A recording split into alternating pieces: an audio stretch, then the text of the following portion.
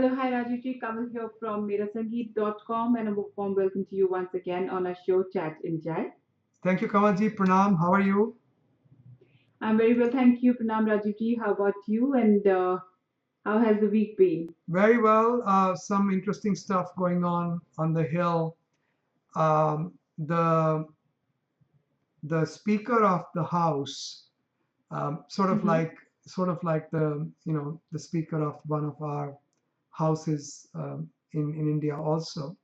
He's trying to pass a resolution so that House can proceed to sue President Obama, file a lawsuit against President Obama for having passed an executive action, which he did on 21st November, and to stop him from implementing his policies.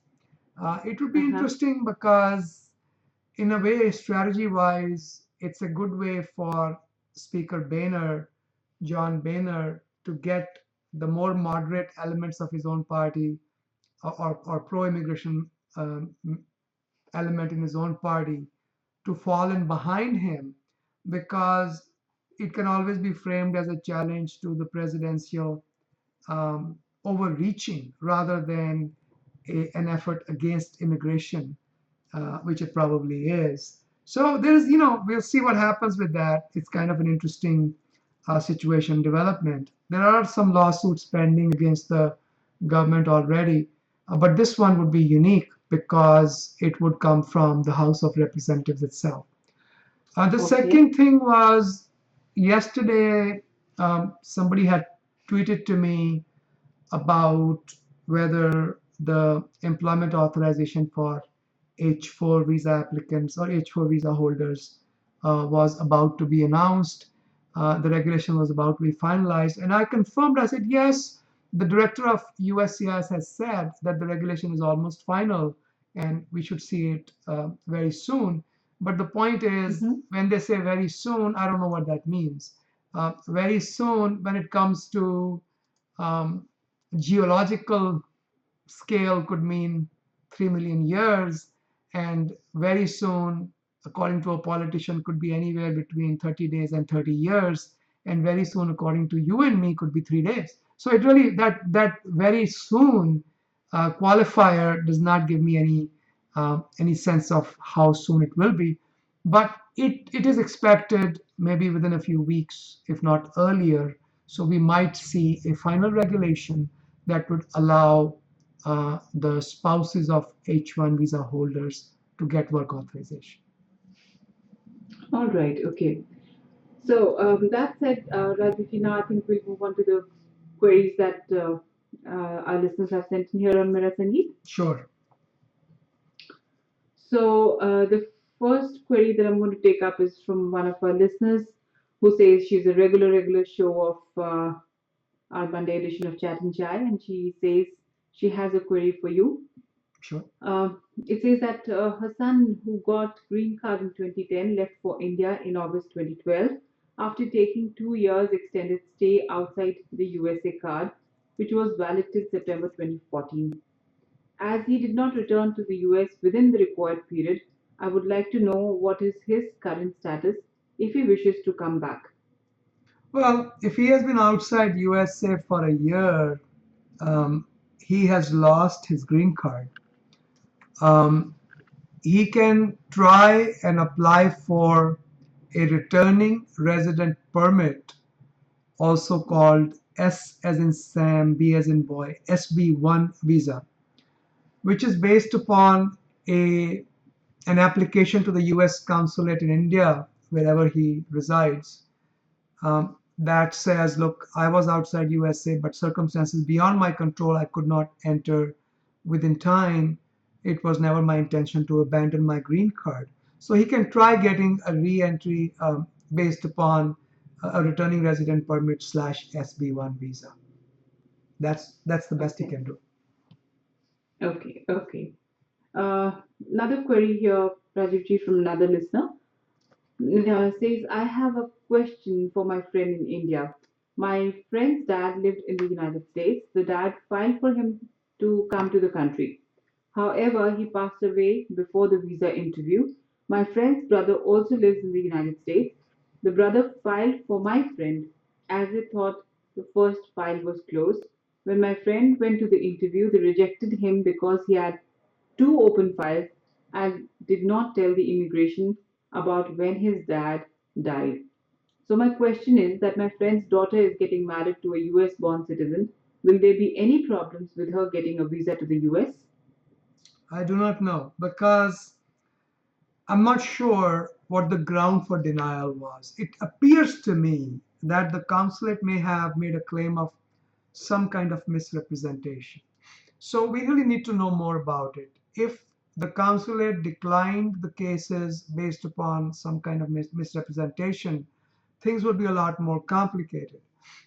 They will need to apply for something called a 212D as in Doctor 3, 212D3 waiver to get a tourist visa to come to the US. But if they want a more permanent solution, we would have to argue with the consulate that the misrepresentation allegation was unfounded and the facts of the case are XYZ. So we need a little bit more facts. If the denial was not based upon any kind of misrepresentation or fraud finding, then they can apply for a tourist visa and take their chances to attend the marriage. All right, okay. So now, Rajiv, these were the queries sent in by our listeners. But before we wind up, would you like to comment on any development that you see after President Obama's India visit as a guest of honor on Republic Day? I was talking with my father this morning. Uh-huh. He is in USA as well. He's been in USA for 20 years. And Mm-hmm. he mentioned to me that while he was in India for 70 years of his life, he never ever had seen a Republic Day parade or Independence Day parade. But this time he followed everything live. And I think his statements are emblematic or representative of the mood of people at large.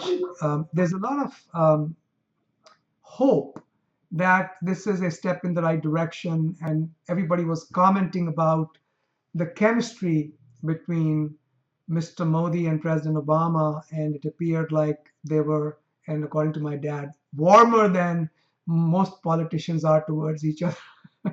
towards each Right, other. right. So it looked like there was, of course, there's a lot of legal and political commentary about what was accomplished, what was not accomplished. I'm sure you Mm-hmm. heard about it as well. But from the perspective of a man on the street, it appeared to foster a mood of hope and a possibility of greater cooperation for the benefit of both countries. Right, right. So, Rajvi, anything that you see in the, H-1 visas and the other visas there, Well, anything that would be of, use to our listeners here? H1 visa madness begins on April 1st, as you folks know.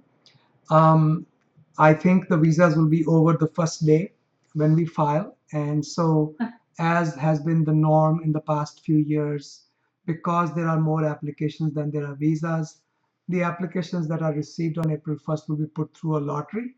And whoever gets through the lottery gets the visa. So, such a silly process, but that's the way it is.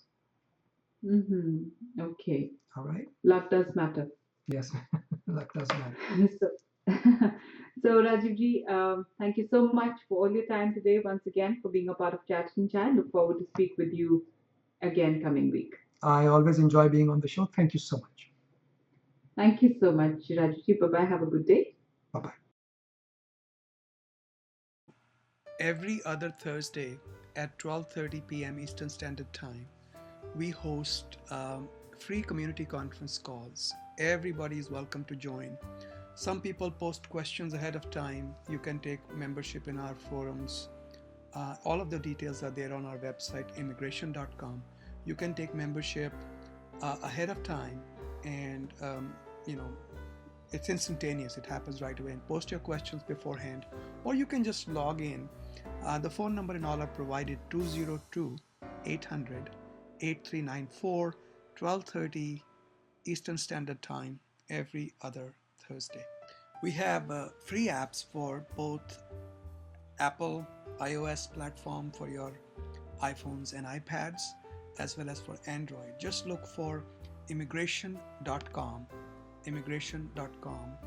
the period dot, and the application should show up.